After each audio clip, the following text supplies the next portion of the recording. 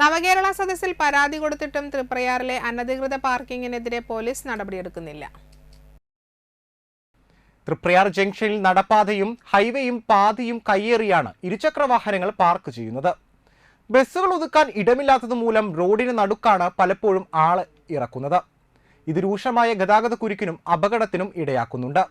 തൃപ്രയാർ ജംഗ്ഷനിൽ കൊടുങ്ങല്ലൂർ ബസ് സ്റ്റോപ്പിനോട് ചേർന്നാണ് അനധികൃത പാർക്കിംഗ് മൂലം കാൽനട പോലും സാധ്യമാകാത്തത്.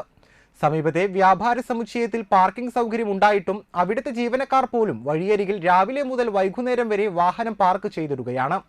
ഇതുമൂലം പ്രദേശത്തെ ചെറുകിട വ്യാപാരികളും ബസ് കാത്തു നിൽക്കുന്നവരുമാണ് ഏറെ ബുദ്ധിമുട്ടുന്നത്.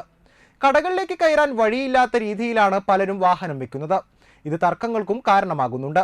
തിരക്കുള്ള ജംഗ്ഷനിലെ അപകടകരമായ പാർക്കിങ്ങിനെ കുറിച്ച് തൃപ്രയാറിലെ ഒരു വ്യാപാരി ജില്ലാ കളക്ടർക്കും നാട്ടിക പഞ്ചായത്തിനും പരാതി നൽകിയിരുന്നു. എന്നാൽ യാതൊരു നടപടിയും ഉണ്ടായില്ല. തുടർന്നാണ് തൃപ്രയാറിൽ നടന്ന നവകേരള സദസ്സിൽ പരാതി കൊടുത്തത്. എന്നാൽ ഉന്നത ഉദ്യോഗസ്ഥരിൽ നിന്ന് വലപ്പാട് പോലീസിന് ഫയൽ കൈമാറി എന്ന അറിയിപ്പ് മാത്രമാണ് മറുപടിയായി കിട്ടിയത്. നാളിതുവരെയായിട്ടും ചെറുവിരൽ അനക്കാൻ വലപ്പാട് പോലീസിനോ നാട്ടിക പഞ്ചായത്തിനോ കഴിഞ്ഞിട്ടില്ല.